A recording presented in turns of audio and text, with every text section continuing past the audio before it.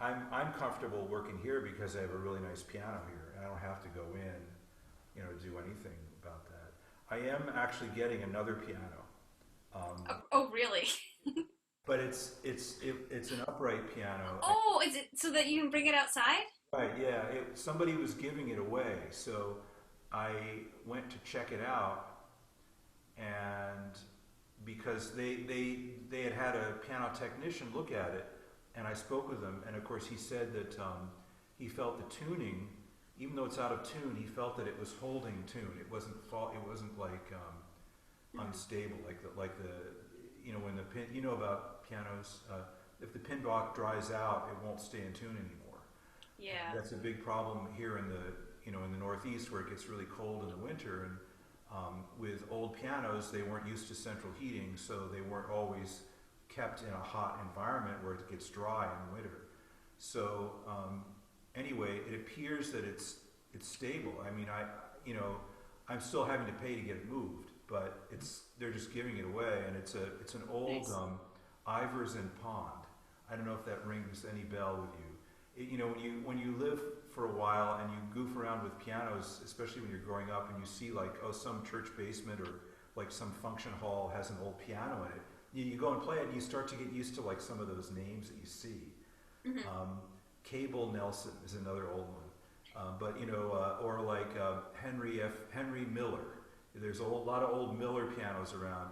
The Iverson Pond was like a Boston, kind of like a high-end, fancy Boston piano. A lot of them went out of business at the Great Depression. Right around 1930. They just went belly up, and then the name got sold to somebody else. But you should definitely have those kind of things on your radar because it's like that old time pianos that are very fine. I think it's mahogany, this one, and but they get like the exterior gets all darkened, like almost like black. Hmm. But if you lift the top and look inside where it hasn't been exposed, it's this elegant, dark brown stained wood, and so that that the exterior is like that. It's beautiful like that. So it's kind of awesome. You can find really amazing things out there. If you look around. So I thought I'd just let you know about that. Sure, Yeah. sure. That Oh, that's pretty cool. I played with the notes and I looked inside. It looks like, my God, I mean, everything's in place. All the hammers are there. Everything is working. I didn't see anything like fall off, or there were no like mice, mice or birds nests or something, Hmm. in there. It looks solid. So we'll see. Maybe it's okay. I'll bring it in, bring the guy who does the technical work, and he'll look at it. He'll be like, "Oh no, not another one," or something. So, of course I listen to your recordings, Hmm. um, and you know, I mean, we should probably play through both pieces today. Uh, Sure, yeah. and I think let me talk about Liszt, and then we'll do some playing. In general, I think the interpretation is good. Um, the I wanted to say another, give you another exhortation and some cheerleading on Hmm. that issue. Um, don't just do things just to follow what your teacher tells you. Make sure you have, developed your own passions and awarenesses of the music. What I do, of course, is just to keep you out of trouble, hopefully. But what you need to do is continue to grow your own awareness of the music. And I thought of the metaphor was like a chess player. You can go and study famous games of chess and memorize all the moves, but until you've actually figured out why they make those moves, you kind of don't. It's not going to be the same. You really want to develop your understanding. So when you make decisions as an interpreter, I'm not even saying as a composer, but as an interpreter, you have to really experiment with the music yourself so that you make choices that are, that you've thought through. And so they're your choices. And that's not something you can just copy somebody else. I mean, you really do have to be very thoughtful about it. And that's a lot of what musicality is all about, is the fact that you've you've spent time bungling around with the music and trying it in different ways and coming up with an awareness of the style just by, you know, by allowing yourself to explore those thoughts as you practice. So I again want to just keep cheerleading you along on that and encouraging you to do those things, because that's really where the artistry is, and that's really what makes it worthwhile. We're upholding a tradition. We're not just trying to impress people somehow. I mean, there's something else going on here that's, I think, valuable. And really, that's the thing. It's the teacher is way more important than the performer in music. It's what keeps the whole thing going. We keep that tradition alive. So anyway, this is all probably obvious to you, but when I was listening to you, I thought about that again today. I want to make sure that, you know, you're keeping your own, reserving your own impressions and opinions, and you're kind of growing those things as you work with Liszt and becoming more you know, conscious of why things are the way they are, and, you know, how your interpretation works. So, because I heard a lot of good things in the way you played it this time, and I still think, you know, it's going to keep growing, and I think I just want to encourage that. And it's that combination of openness but then discipline. So you need to, if something, like you said, if you notice something's not working, you know, it's like, wait a minute, what am I doing? You know, but that shouldn't be there. Then you then are at least you're in a position to make smart decisions interpretively about how to manage it. So I did. it's never good enough. I was going to say that I was practicing yesterday, and I knew I had to record it too. So my thought process was like, oh, I'll practice this for like a half an hour, 45 minutes, and then I'll start recording it and playing it through and kind of work from there. And then at some point I stopped and was like, wait, what time is it? And I'm like, oh, I've been playing for like an hour, 15 minutes. Like, I gotta, it was easy. It felt like a lot easier to get lost in some of the parts of it, to just like play something and to play it a bunch of times and try to think like, well, could I try it this way? Or can I bring out these notes? Or a couple of the places with the trills, I actually tried practicing them at a lower octave. Just in case, I don't know, something maybe about like the voicing of the piano that I have, or like how easy some keys are to press than others, that I just kind of was experimenting with like, oh, maybe if I try it down here, I can really focus on the voices a little better, or something like that. So I feel like I did a lot of experimenting with it, and that seemed to help, I think. It it helped me feel more secure in some of the places, and to feel less like I was just trying to like get through the notes. I feel like before, or maybe even like last week when I was playing it, it was just all a matter of like, can I stick to the tempo? Can I play it up to speed? Can I get all these notes to come out? And this time it was a lot more like, can I hear, like, which voice do I want to hear prominently? What am I imagining for that voice? Yeah, that's the thing. When you work on a piece a long time, it's easy to stop listening the same way. So make sure that you know, you keep conscious of that as a challenge when you're working. That you want to try to keep your ears fresh somehow, so that you can really notice these things that are coming out. But that's why we take lessons too. The teacher has fresh ears, and then they you know, they say stuff that maybe we don't necessarily. It's not fun because. You're getting beat up on stuff but that's the point. It's like it teaches you, you know, to be aware of what's coming out when you perform, and not just like in your little cocoon of discipline, you know, personally, somehow. And so let's just try to get some stuff now. Let's just Sure. play what we can do. Right, and you know, I was talking about, remember that big theme of this piece that's come out for us is that the interpretation and the technique are kind of the same. They're very, very close things. So while you may have an idea about how you want it to sound, you know, you got to sometimes work the technique side, but you got to keep that idea in your mind. You cannot just treat the technique like a separate thing. You know, you got to keep that Like, how is this passage supposed to come off? You know, that kind of a thing. And it's Yeah. not, and just following instructions is never good enough either. It's like beyond that. So that's the challenge. This virtuosic type of music really has a kind of an agenda behind it, and you got to have the chops to be able to do it. And that's the what orients you. So again, don't beat up on yourself, but keep pushing. I want to hear. I mean, we got to work on these trills and stuff. Okay. Um, Yep. so let's, in no particular order. Why don't you just like play the opening just as a way to kind of warm up? Like do the first, you know, 16 measures, something like that. Just you can just before the main theme comes in, just that whole introductory section, and then Sure. just Yeah. Um, can you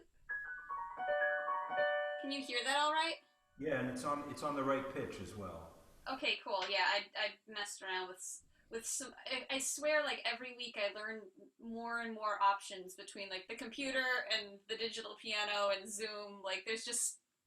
But I think I'm finally getting somewhere. I feel like you want to offer me a lesson on that. I'd appreciate it. No, because it's all been. I tried a bunch of stuff, and most of the time it didn't work. But then one time it did work, and so I kept that. It's all trial and error. What are we gonna do? All right. Yeah, let's try this out.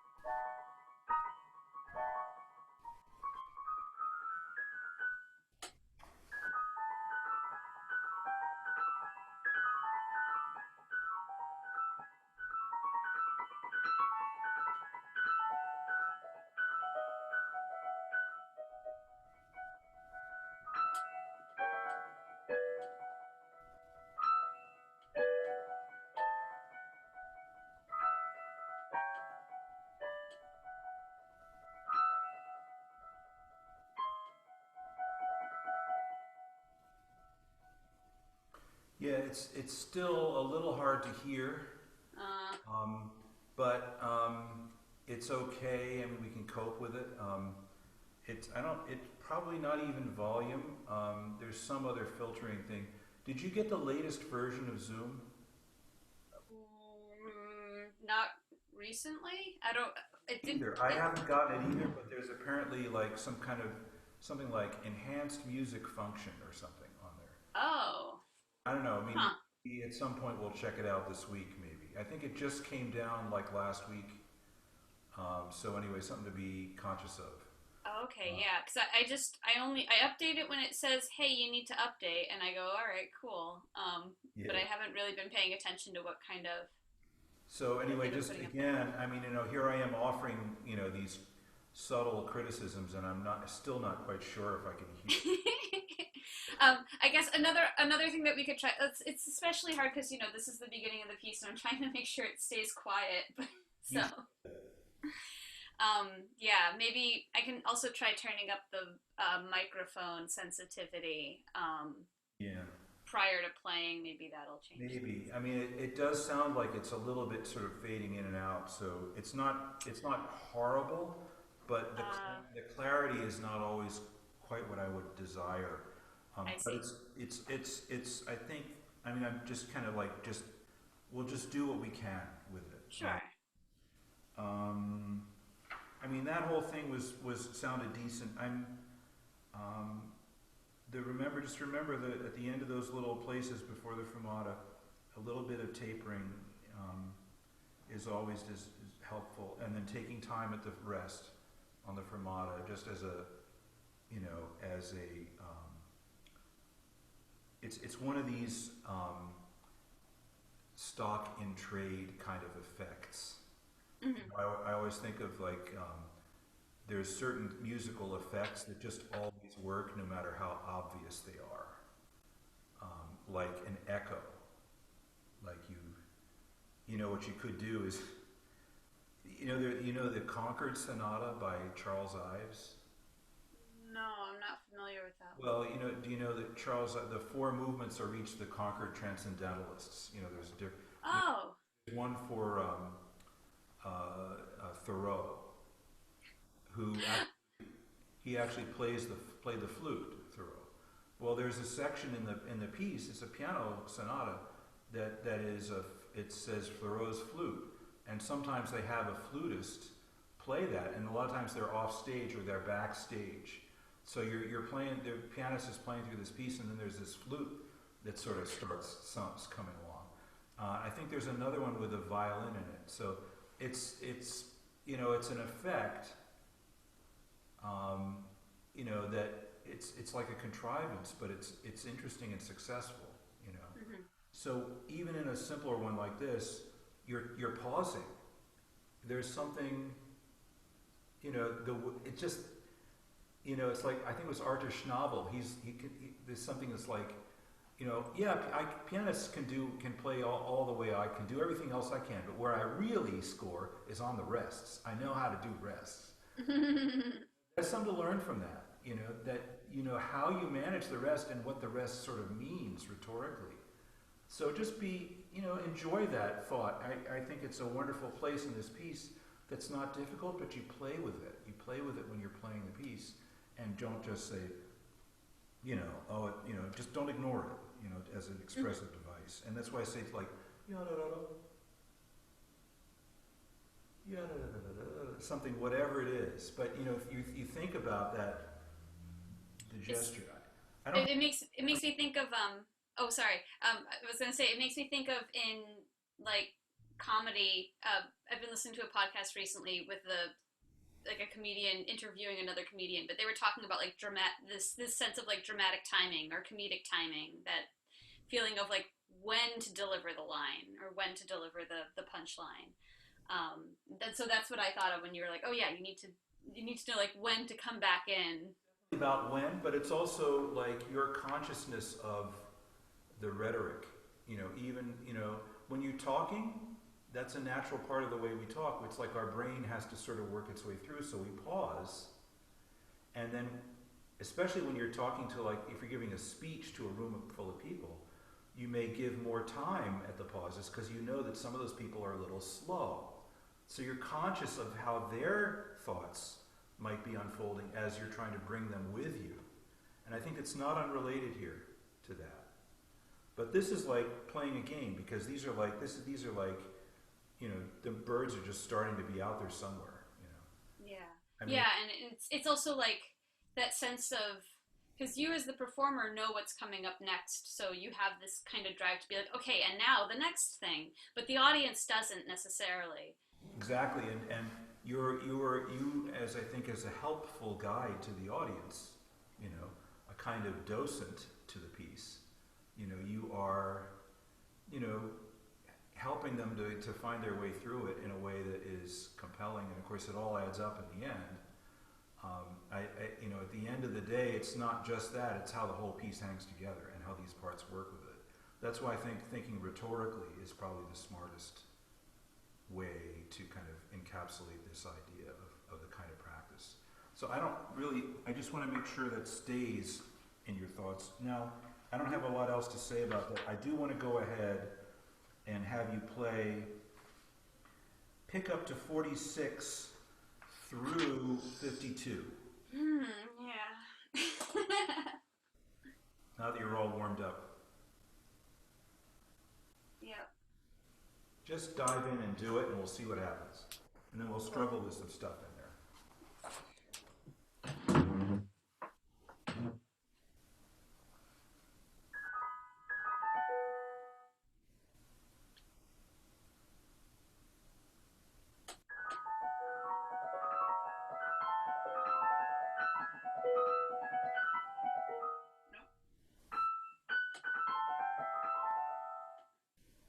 Sorry, wait. Try it again, and you know what? Just go like notch back the tempo, like just a bit, so that it's a little more settled. Yeah, I I kind of had a memory lapse in this spot the other day, and now I'm like super nervous about it. Okay, this is good for your soul to be nervous and All right, let's do this again.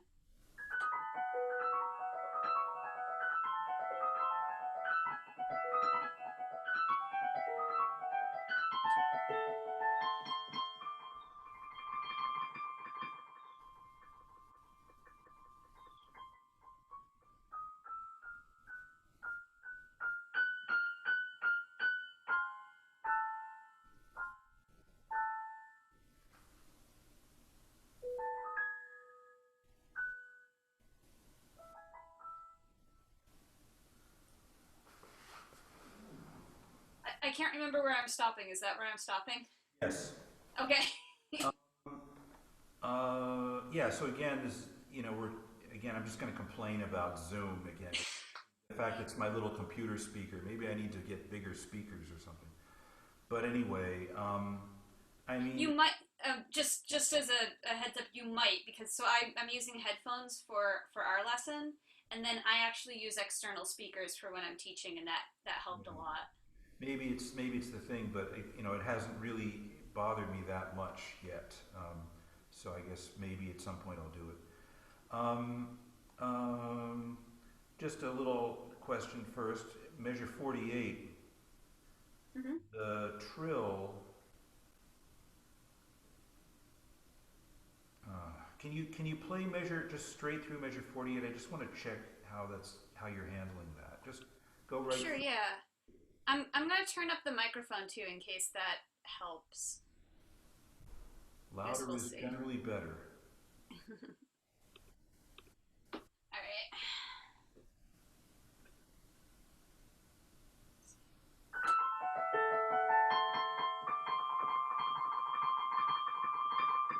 Okay,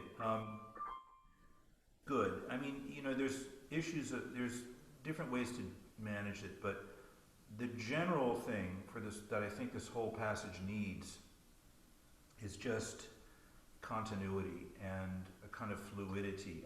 Even though it's marked rinforzando and there's maybe certain accent, you really don't want any bumps in the road. So, so the I think, well, that's what I heard in the performance. It was on the recording. It seemed like it was a little bumpy along there. The whole Yeah. flow, and I think, like for instance, measure 49, I wouldn't Hmm. slow down too much yet. Okay. The ritenuto is in the middle of 50. It's Hmm. halfway through 50, so you don't have to be rigid about that. But I think you don't want to slow down too early. Um, the whole goal is to make the whole thing sound very natural and organic, nothing feeling contrived, even though it's contrived. Hmm. Um, yeah, and then all the other stuff again, practice it so it's both clean and fluid. All those little things that you're struggling with for the memory, but the way you do it is what you concentrate on at this point because you're getting through the passage um, in spite of any brain farts you may have. You seem okay. Um, so yeah, can you just play 48 one more time? Just up into the trill, and I just want to listen again just to see what you're doing. Sure, yeah.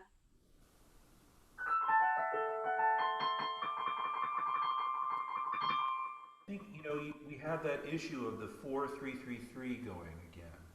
Can you make it all less 4-3-3-3 and more just like a gesture that sort of ends on the halfway through the measure on the trill? Yeah.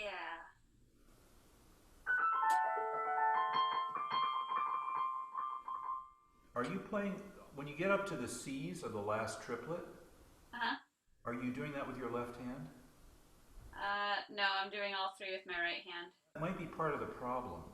It doesn't feel. It feels like it's separated out somehow.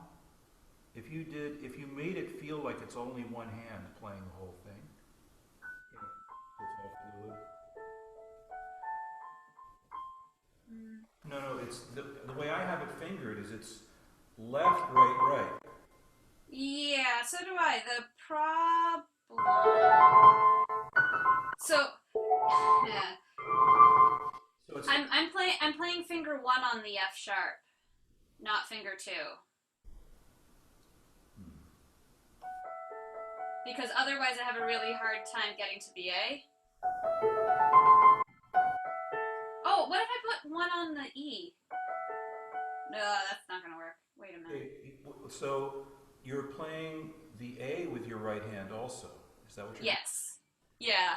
Like 3-2 on the C? Yeah. So I'm doing 2-3-2.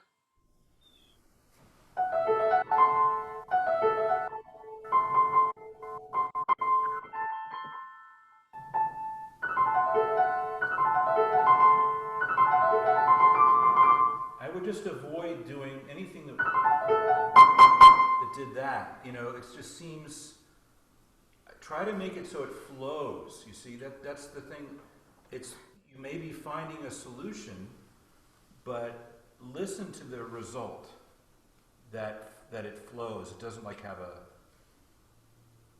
I mean, it could be okay to put a few like marcatos in there, but I would just make sure that when you listen to that, the whole gesture makes sense. Okay.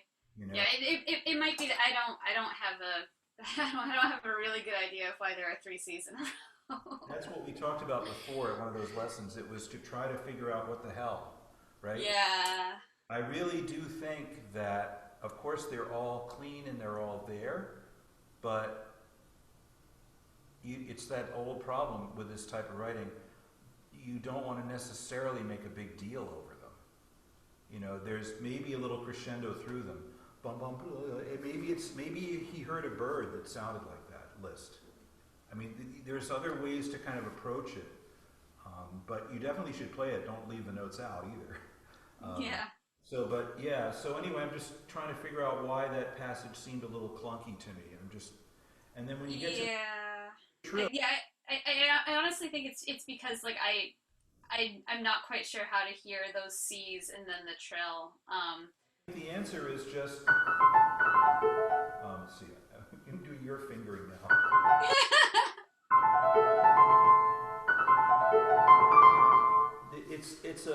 You know, we just had a slow crescendo in the other part, right? The previous measure. Yep. And now we've reached a culminating moment and it's bubbling over. So it's maybe like water bubbling. It's something like that.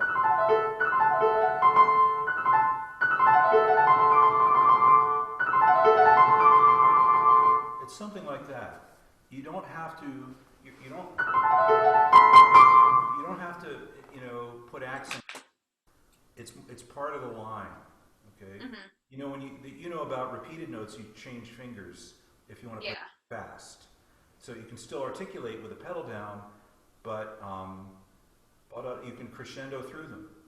I just want to encourage you, play it slow and fast, and then try to get the goal is again to make the whole thing flow. Have I said that enough times? I don't want it to stop and, you know, have a speech on this particular hilltop here. I think I know. we need to get the whole gesture across. And then when you get to the portados, you're still, you know,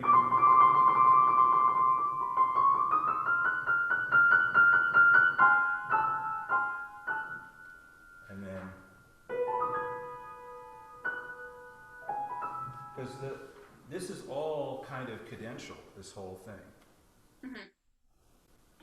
Like the birds have finally settled on the trees, in your case. That's the two trees metaphor. And yeah, so yeah, that's that whole thing.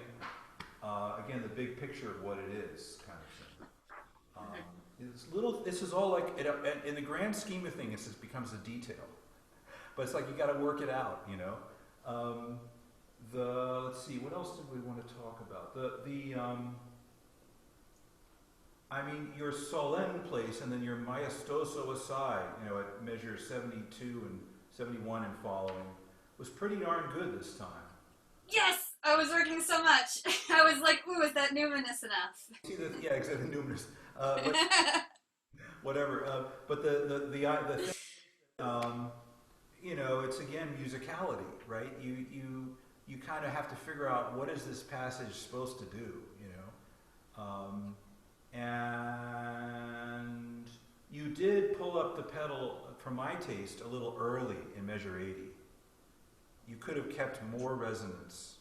See, it was like the opposite from your other problem before. It was like you were. Yeah. So Okay.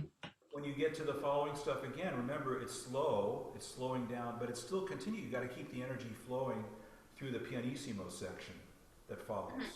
So it's okay. You're okay. It's just, I just want you to play around with it. This is the thing, some piano teachers, they're terrified of teaching the same piece twice because they're afraid they'll contradict themselves. But this is exactly the kind of thing, because the student, they go to the other extreme, and you got to say, well, actually, what I said before doesn't apply anymore.